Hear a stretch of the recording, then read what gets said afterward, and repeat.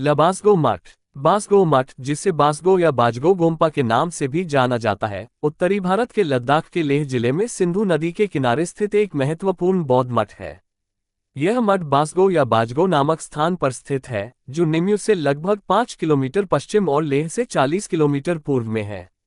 इस मठ का निर्माण 1680 में नामग्याल शासकों के शासनकाल के दौरान किया गया था।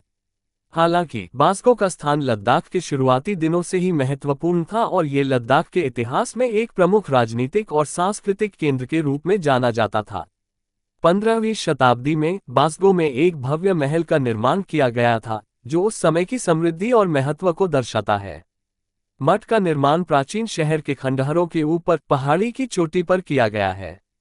यह मठ अपनी बुद्ध प्रतिमा और भित्तिचित्रों म्यूरल्स के लिए प्रसिद्ध है। इस परिसर में 3 प्रमुख मंदिर शामिल हैं, जिनमें मैत्रेय बुद्ध को समर्पित चामचुंग, चंबा लखांग और सेरजांग मंदिर हैं। तारानकन सेरजांग मंदिर। तारानकन सेरजांग मंदिर बासगो मठ का एक महत्वपूर्ण हिस्सा है और यह मठ के सबसे पुराने मंदिरों में से एक है। यहाँ स्थित विशाल मैत्रेय बुद्ध की प्रतिमा अपने अद्वितीय सौंदर्य और उत्कृष्ट कारीगरी के लिए प्रसिद्ध है। ये प्रतिमा इतनी भव्य और सुंदर है कि इसे देखना किसी उपहार से कम नहीं है।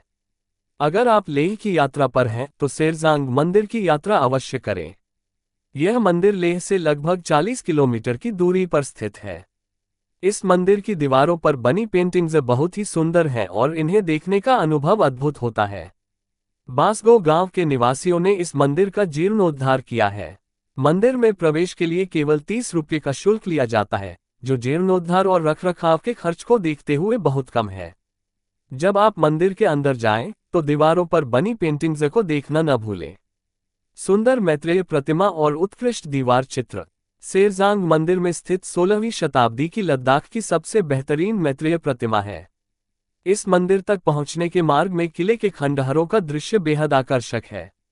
यहाँ कई फिल्मों और फैशन शो की शूटिंग भी हो चुकी है। मंदिर के अंदर की दीवारों पर बनी पेंटिंग्स को देखना एक अद्वितीय अनुभव है।